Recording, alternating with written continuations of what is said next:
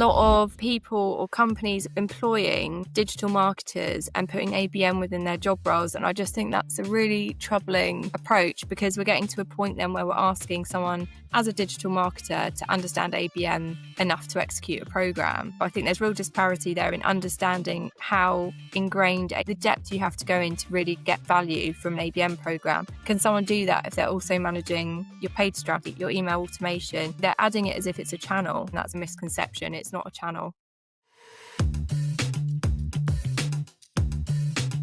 Well, hello everyone, and welcome back to the latest in the award-winning OnBase podcast series. I'm your host, Paul Gibson, and as you know, we always look for hot topics to discuss, and today's no exception. I'm excited that today I'm talking with Katie Skene, Senior ABM Manager at Global Relay, who, for those who don't know, are market-leading providers of end-to-end communication compliance solutions. That's a mouthful this early in the day. Katie, you're here to discuss modern ABM practices. So thanks very much for joining us. Excited to get you on the show. Thank you. Thanks for having me. I listened to the podcast, so it's great to be on. Brilliant. Always good to get listeners on as well. So before we get into the topic of the podcast, which is a really interesting one, I always start with the same simple question, if I can, Katie. Can you share your journey to where you are today? And I suppose what led you to focus on the practice of modern ABM? Yeah, absolutely. So I have had quite a varied background, career almost now 14 years in marketing. You know, in preparation for this, I was looking back at the details, and it's just really having that moment of reflection really interesting.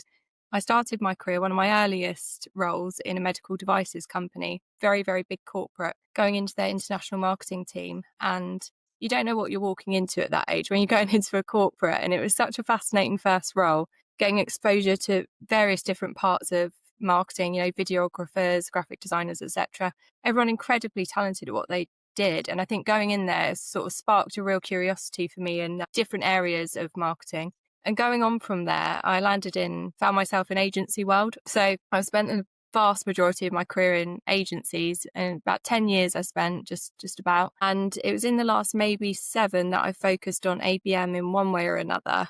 I think we all know, anyone that's listening to the podcast will know, ABM's been around for quite a long time, but probably in the guise of different things, whether it's enterprise marketing or, you know, those types of naming conventions. And then more recently been an agency that really specialized in ABM, and they called it out for what it was. You know, it's very, very specific in the work they did. They were Agent 3. They've just rebranded, I believe, to Pretzel. So great agency name. And that was a real, again, sort of spark for me and propelled me into ABM further than I had been before, being so specialized in the work that they did. And after my sort of stint, I realised it was my time to try again in-house and take what I'd learned. And I think when you go into agency, especially earlier on in your career, you, on a personal level, go into hyper-growth mode because there's just so much to do. You're not just dealing with one CMS, you're dealing with the 3 or 4 clients. They've all got their CMSs in different tools. You're learning Salesforce, Oracle, different marketing automation tools, because you've got a range of clients. You're not just one company. And so for you as an individual, you go through this vast growth in such a short amount of time.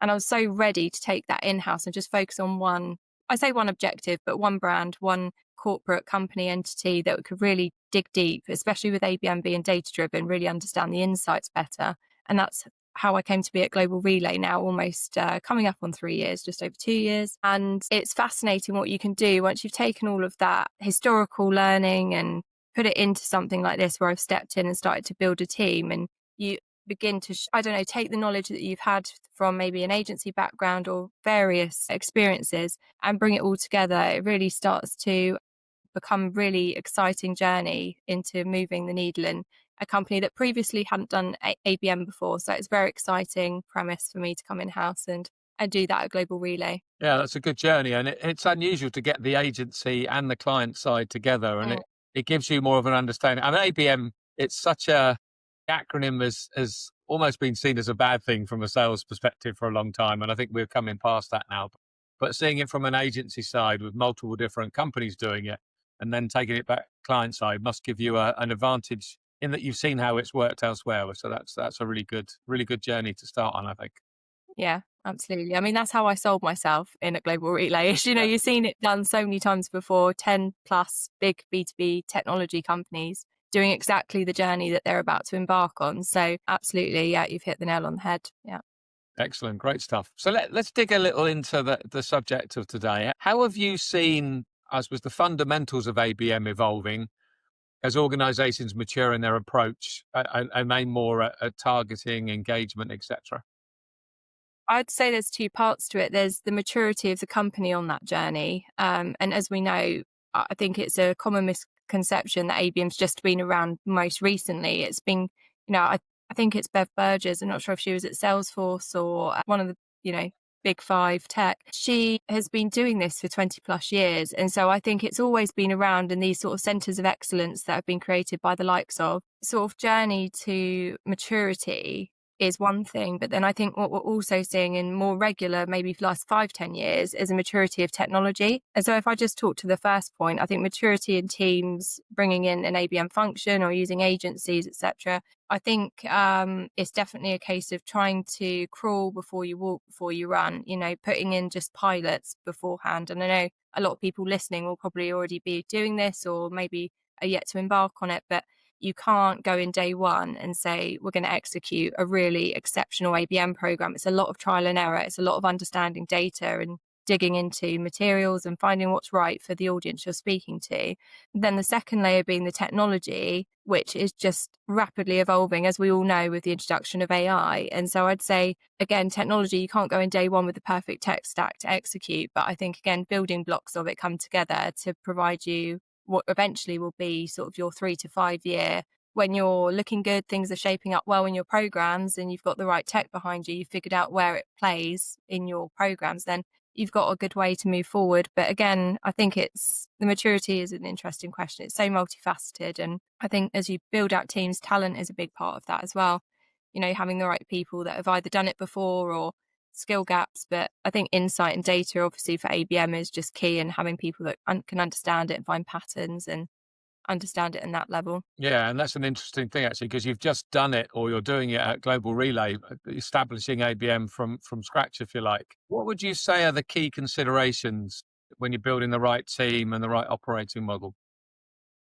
I think there's the change management is a really tough one, but once it's kind of addressed, I think it's a continuation. You don't just fix it from day one and say we're going to be doing ABM now and everyone's on board. It's a continuous conversation, of course, but I think coming in, having buy-in early on really helps with sales, with revenue ops, or sales ops, marketing ops.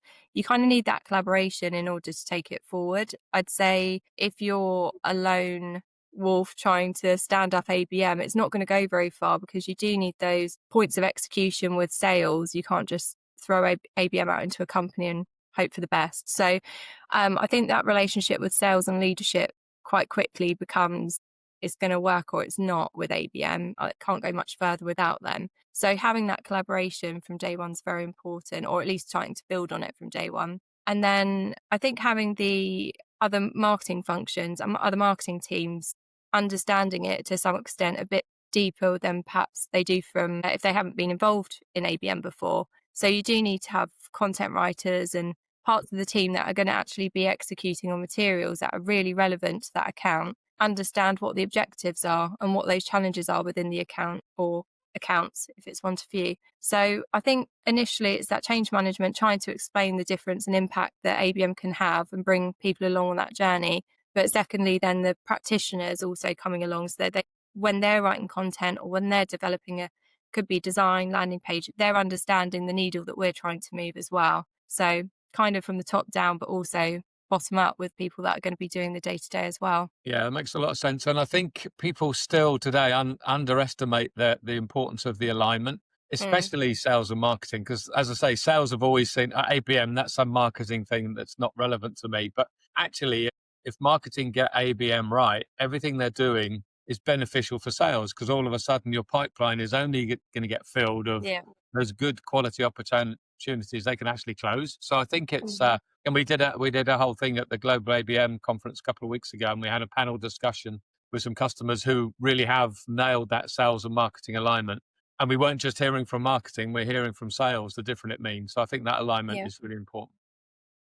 Absolutely. And I think where I am currently, I would say there's such a good relationship and understanding for it in pockets and majority, but there's pockets where it's exceeding expectation. They're the ones actually coming to us asking for that report, or, can you help me in here doing XYZ with reports? So I think it's at that moment where we're going to continue to see that momentum carries on, and it comes both ways. We're supporting, showing the value, but also where sales are seeing the value and understand it really, really well, they're coming to us, which is the ideal. It's a partnership, works both ways. So Yeah, it's and the ideal. I've sat in on a few customer sales and marketing meetings, and you've Mm. got the sales champions who've been adopting this and are getting great results, and all of a sudden, the rest of the sales team's like, "I want some of that as well." So it's sort of like Yeah. self-fulfilling, which is great to see. So we want to talk about ABM strategies, and I don't think any business looks at it exactly the same. So Mm. what guiding principles would you say help ensure alignment and effectiveness across the different business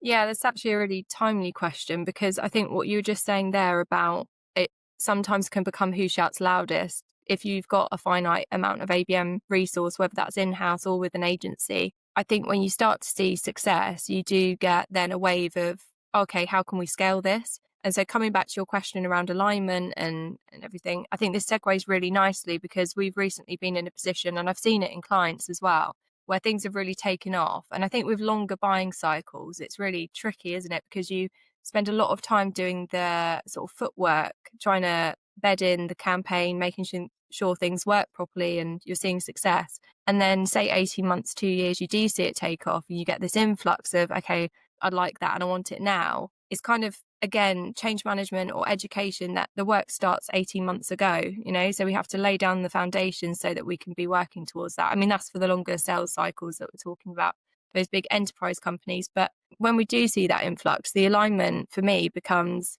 sort of like a steering co. So for those that aren't familiar, putting together a steering group that says, okay, outside of ABM, I need input from leadership, from sales, marketing leadership, customer success, all these groups that I would like their agreement on the account selection. I'd like their agreement and alignment on the tactics that we're going to use for these accounts. So it becomes a group that really helps agree the direction of travel for the next, in our case, for the next 12 months. And that's something that I've been doing most recently in my current role.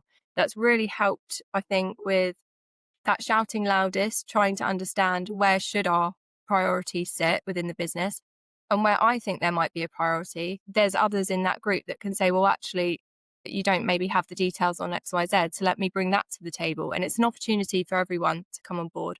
So I think that alignment is what's going to carry us forward in the role I'm in today. But like I say, previous clients of mine, I think the clients I've worked into have been ABM managers, heads of ABM, growth managers, that kind of role. And they're facing the same challenges, where if ABM's been successful or growth marketing's been successful, they're looking for that next option to scale. And often that either center of excellence or ABM Steerco is a good way of kind of corralling, aligning all of the people that need to be involved for success. Yeah, really important. And I think you touched on something earlier, talking about the longer buying cycles. And there's this immediacy out there now. I must have results instantly to prove what I'm doing is successful. And an account-based approach is more than that, right? It's reaching those buyers in those companies that traditionally you haven't been able to get in front of, and starting to nurture them and gain trust long before they ever turn into an opportunity. And I think sometimes that's a difficult concept in today's world, where we press a button and we instantly want something to happen. But it is important. And that alignment, getting sales leaders and the other sides of the business understanding this is the long-term objective of what we're going to do, and these are the results we're going to get there, and getting their support is really important. Absolutely. How can leaders balance the need for that strategic consistency with the flexibility that ABM demands, as you know, especially when you're looking across regions and different verticals, etc.? Yeah, I think that alignment can come from, if leadership are involved, they're understanding where they're going to have advocates or people that want to work with ABM. I think that's like a quick win for them, because actually pulling in, say it may be sales or CS reps, that customer success reps that don't necessarily have the capacity or the understanding, can only go one way, I think, in my mind. Whereas they know the individuals that are really going to embrace being a part of an ABM program. And I think if it's finite in resource, there's only so many programs we can run and support. They're quite selective about who they bring in. And that for us is a major win, because it means we're working with people who really understand the value. So I think when it comes to sales leadership or customer success, anyone in the customer life cycle that's looking after their customers as well, because we've been talking about prospects up till now, but there is this conversation and programs we're running in customer, and that's equally important as well. So from both sides. Yeah, and I think probably 50% of our clients do as much work with their customers using our platforms as they do with new business. It's Yeah. sometimes not seen as that way, but it definitely is, especially once you start using it and realize, oh, look, I've just identified that thick customer that we think is a really key client, definitely secure for renewal, is suddenly exploring the competition, and raising red flags and things like that is really important, I think. Second point I went into around technology, I think this is one area that's becoming, hopefully, shifting that idea that ABM is just for demand generation. I think it's a common misconception, it's a silver bullet. And actually, we're missing this huge opportunity within customer. It's like we're filling, typical funnel analogy, but filling the funnel from the top and there's holes at the bottom. And we're leaving a lot on the table with customer, whether it's from an upsell perspective or it's from, like you say, a churn perspective. And tools like Demandbase, of course, can help with that. And there's lots of intent providers out there, but other technologies as well that I think you just plug it together if you can. I know it's budget and all the rest, tech stack becomes expensive quickly, but we're sort of miles away from where we were 5 years ago, not in global relay, but I think as an industry, being able to use that to our advantage and understand signals a lot better. So we're looking at churn, we're looking at renewals ahead of time to understand if they are as sure as we think they are. It's not just a gut instinct anymore. So really interesting point you raised there about the technology. Yeah, and I think ABM is fulfilling all of that in a way, because it's helping you identify the right companies to go after, helping you convert them into customers. But then, because they're the right customers and they're a good fit and you're almost certainly going to be able to deliver better value, it just naturally happens that your renewal rates are improving and the ability to upsell and cross-sell are better because you've got that value in there. So yeah, I think ABM is now, and I think you and I are discussing it, but I think the general shift in the market is this is going to help us from the very beginning all the way through to renewing and upselling and retaining. So Yeah. really important. So I suppose maybe this is digging back into your agency side more than where you are now, but a bit of both. Your experience with B2B tech clients, are there any common challenges that you've seen emerge when you're trying to move from the theory of ABM to actually executing on the programs? I think with clients in that relationship, sensitivities around their CRM were always a big challenge. You're an agency, you're trying to tap into all the sorts of sensitive details that they don't necessarily release to a third party. But outside of that, the account selection, because it can be done in so many different ways. And I think a lot of clients were looking for that advice on how to make those selections and wanted to do account scoring and all that good stuff that Demandbase can help with. But if you don't have that, it's a very manual process and they want that consultation. But then there are other clients who would I think a lot of people doing ABM in-house are familiar with this idea of they'll sit with sales, run through maybe prospects, might be a prospect list, it might be a cold list, wherever it might have come from, leads, and saying, oh, I've got a good, sales saying, I've got a good feeling about accounts XYZ, could you put that forward to the agency? And then when you get them, you're thinking, all right, explain to me how these have been selected, because, we've done a quick scan through, we can see so-and-so signed with your competitor a couple of months ago, we've taken into consideration these things. They say, oh no, didn't know that. So I think insight is where a lot of the time clients weren't able to take a look at the insights as they may do today, if they've got a demand base, if they've got other technology. But that was often the stumbling block that would delay things getting to execution, because just account selection in itself takes weeks, I think, even with technology, without probably months, especially in that client agency relationship, because you're going backwards and forwards. So account selection, and it's so key, as you'll know, and people listening, if you get that wrong, really, it's an uphill struggle from there. Everything you're creating, one, the opportunity just might not be there within that account or a group of accounts, but all the content you'll create, you'll be doing it on maybe non-accurate information so that the message completely misses the target. And I think that's such a shame. So account selection, filtering through then to the next stage of positioning and everything for that account, it kind of has that knock-on impact. So I think getting account selection right up front is just the biggest way to set everyone up for success. And again, it kind of goes back to the idea of a steerco or other groups involved, because it can't just be a gut feel from someone, three people removed from that steering group. It needs to be people in the room that understand the accounts and have an idea of how that's going to contribute to business objectives as well. So that's from my perspective where I think a lot of the challenges would sit. Yeah, I think you're right. And one of the mantras that Demandbase have is that we help you ensure that all of your time, budget, and resource is spent only on those companies that you can and want to sell to. So that Yeah. account selection is critical. And if you go to any salesperson who's selling into retail and say, who do you want to go after? They'll say Tesco's, and they'll say Marks and Spencer's and Sainsbury's, etc. But the Yeah. reality is none of those might be in market for another 18 Mm. months, 2 years. But there are other companies like them in the retail space that are in market right now. So having that insight you discussed to say, these are the companies we're going to go after right now. Yes, of course, we're going to nurture and get trust in these other ones, but these ones right now are in market. We're going to focus on them and get them into your pipeline. Helps Mm. the sales and marketing both execute on those programs in the right way with the right accounts, I think. So, Yeah, and I think there is this point of becoming that advisor. You're saying, right, you want to spend time on those accounts, absolutely fine. But we've also got these accounts, which we class as MQAs, most qualified accounts. They're warm. They've been spending a huge amount of time on our website. They've been spending a huge amount of time engaging with intent topics that we're tracking. And we know mean they are interested in this area of service, product, whatever it might be. Why would we not start there? As long as they're in our ICP and they're fitting all of our requirements for you to focus on them, why wouldn't we? It seems like that's low hanging fruit. And so it's that again, it's change management and education to say, these are some quick wins you could have potentially. I say quick, as quick as you can be in B2B tech. Quick wins, conversations that, you're going in warm. They know who we are already. They're great for you to speak to versus, okay, we've got some strategic accounts you want to move the needle on. They're going to be some longer term plays and that's fine. But we also need to get the insights right on those because, to my earlier point, they might have just signed with a competitor. They might not actually be in market now. So yeah, very interesting to have insights like that available. yeah. And that goes back to our earlier point on alignment. If sales suddenly see that everything they're getting from marketing is in market right now and it's someone they can actually sell to, all of a sudden that becomes to your point, the trusted advisors. They're not just going to throw a load of stuff into pipeline and I've got to fight to turn it into something. These are proper opportunities. So I think that's really important.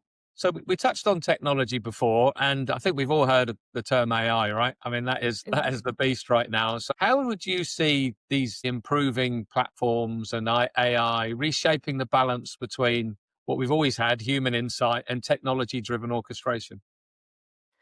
I think it's again probably a few phases to this because phase one is where we're at today, where a lot of the AI capabilities are in the platforms we use already. They've been developed over the last couple of years. You can get it in Salesforce, Demandbase even. Is there and available. And now I think there's a bit of a skills gap and a bit of a catch up needed for teams to actually use it properly. And I think a lot of the events I've been to recently, earlier in the year, it was very excitable around agentic AI and, all these topics. I think just recently we're finding that there is that skills gap and the realization of great, the technology is very exciting, but we now have to bring the workforce up to speed and actually being able to use it. And I think that goes for the AI that's in the technology we have today, but also the tech that we're trying to buy or people are trying to buy and bring into their tech stack. Great if you're buying it, but you do need that enablement. And hopefully a good vendor will bring you along on that journey and give you everything you need in terms of training to use it. Once we get past that, I think it's then about it's like automation on steroids for me anyway. The opportunity I see within ABM is getting a lot of the processes, whether it's account selection or positioning, scalable through what AI can support with. So managing a volume play much easier than we can today. So that's where I see it helping initially. I'm sure there's lots of use cases from content perspective and personalization on the website that I'm not even touching on, but just from getting a program up and running at scale, I think that's where we're going to see a huge impact within ABM very quickly. But again, I think that's so dependent on the skills within the team because the common phrase is human in the loop.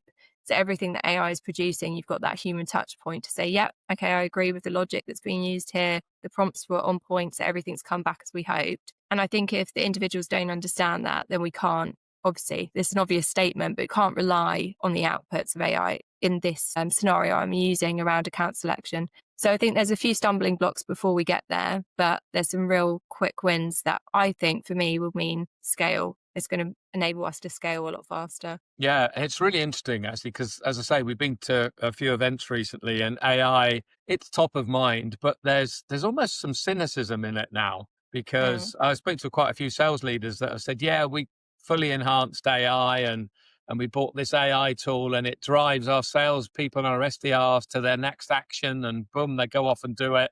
But 60, 70% of the time, it's not a real opportunity, or it's the signal's wrong, or maybe one person from HSBC came onto our homepage. So boom, SDRs go after HSBC. And it I like to use this is AI without the why. yeah. AI is great to say do that, but you need to know why you do it. As a salesperson, if I get an opportunity sent to me and it's because these people in the buy group were doing X, Y, and Z, they read these articles off of your website, then they came to the website, they saw that white paper, and you can see that there's a story there. You know where they are on the buyer journey. Are they aware of our brand? Do they Mm, trust us? Or is it right at the beginning? And if I phone them now, they've never heard of us. It's critical to it. And I think AI, obviously, to your point, has a massive future, and all of these manually time consuming efforts that AI can take over is brilliant. But we've got to be careful that we're not just firing off all these AI signals and actually turning people off of it. I don't think we'll get mm. to that stage.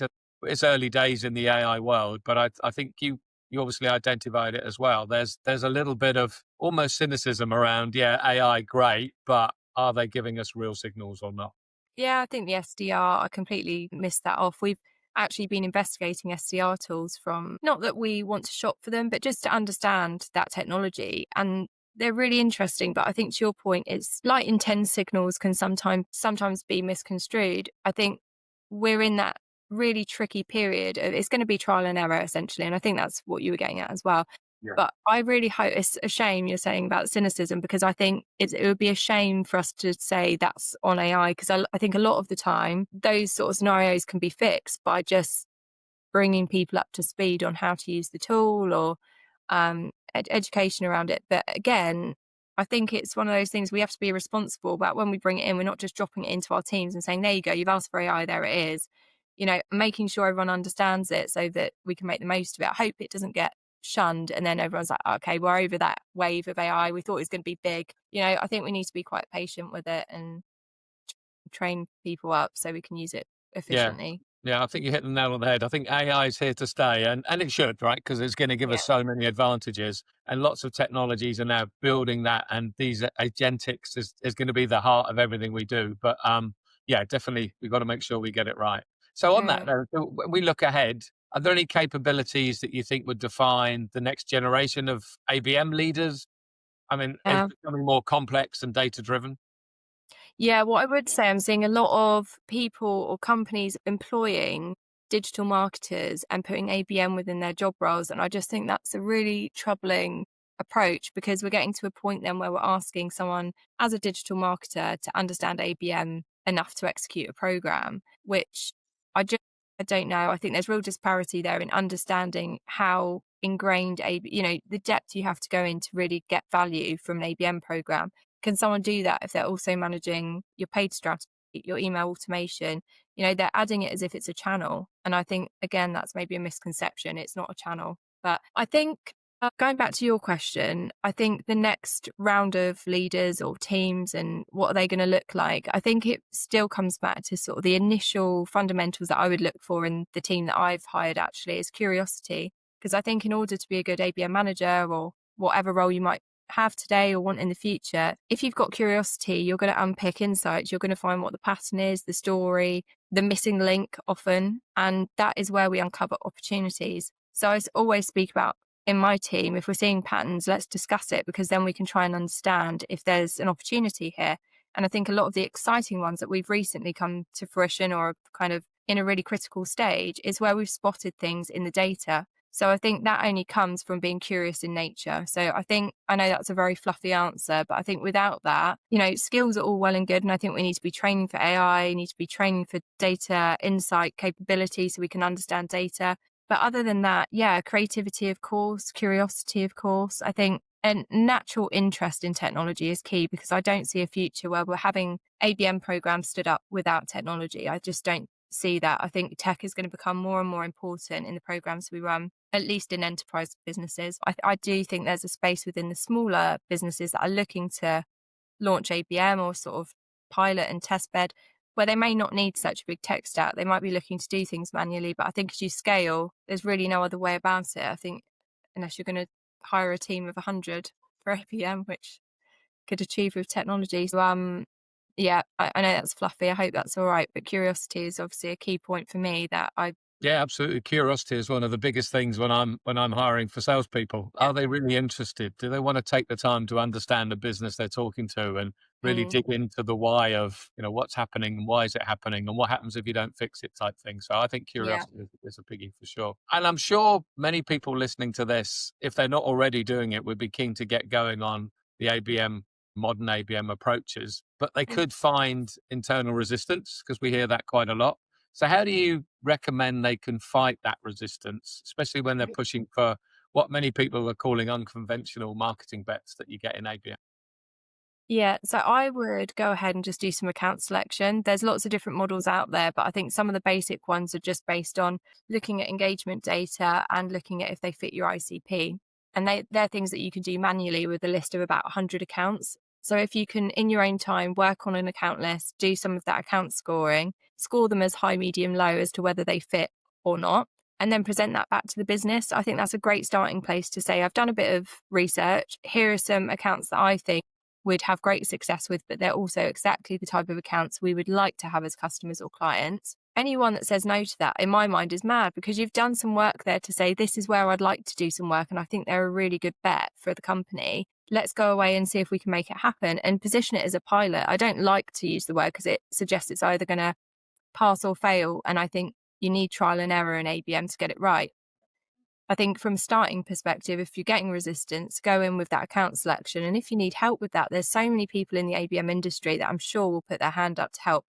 That you're up against change management. And I think anyone that's trying to push on that door and say, I'd like to start something like ABM within the business, I'm sure they're going to find a lot of advocacy in the industry, in the community to help them. So that, like I say, there's a lot of templates out there for account selection. I think also if you're not able to partner with an agency, still speaking with them because they can give you a lot of that ammunition around stats and even Demandbase, speak to your vendors or potential vendors because they can arm you with a lot of data that will explain to the wider business why ABM is effective and why it does work, has an impact. So lean on resources in the community and out here, probably on LinkedIn as well, and reach out and connect with people in the community. Yeah, absolutely. And we have lots of discussions where we say, well, you don't have to use something like a demand base, but if you don't know who's in market, if and how they're engaging with your brand, be that on your website, talking to sales, that's your strategy, right? It's cross your fingers and hope. Yeah. So I think, and a lot of the stuff we do before we start working with clients is have a look and say, well, okay, what's your ideal customer look like? Let's see Mm, which of those are in market right now off of your website. And let's see if any of them are coming to your website or not. And that mm, really helps when they go and have their internal discussions. I want to do this because there's 120 companies that we've identified that are our ideal fit that are in market right now. mm, Only 10 of them are coming to our website. So we can either yeah. hope that they find us or we can start working on it. And that's where an account-based approach works. So yeah, Mm. definitely, I think really good advice there. So you sound like someone who consumes lots of content yourself. Are there any books, blogs, podcasts that you would recommend to our listeners? I do listen to OnBase, so that I think is so interesting. You've got such a variety of people that come on. And then Kate Mackey from EY, her book is, I believe, B2B Marketing Fundamentals. And that, I think even for an a person in experience marketing environment, reading that takes you back to the fundamentals of what we should be pushing for. So I found that a really interesting read. And most recently, being in conversations with EY, they're in their 7th year now of ABM. So they're a few years ahead of where I am at Global Relay. And it's great, again, talking about the community and discussing, not sensitive information, but just discussing our approaches, how we're finding if there's resistance and different tactics, how we're working through it. So a shout out to Kate and her team. Are there any other books? I mean, obviously, I mentioned Bev Burgess earlier in the podcast. I think if especially if this is just your first foray into ABM or you're at that earlier journey, her book is fantastic. And again, probably experienced ABMers as well will enjoy it. And actually, we had Kate on a podcast not so long ago, and it was really Yeah, so insightful stuff as well. Yeah, not yet, Bev, but we're working on it. You've been a great guest as well today. So I think there's probably an argument that we could get you back on another session in the future, because I think we've just scratched the surface. So we might come back to you on that. But all the listeners today, there's lots of stuff that they've got from it, but also other questions and future conversations I like to have. If that was the case, are you open to people getting in touch with you? And if so, how should they do so?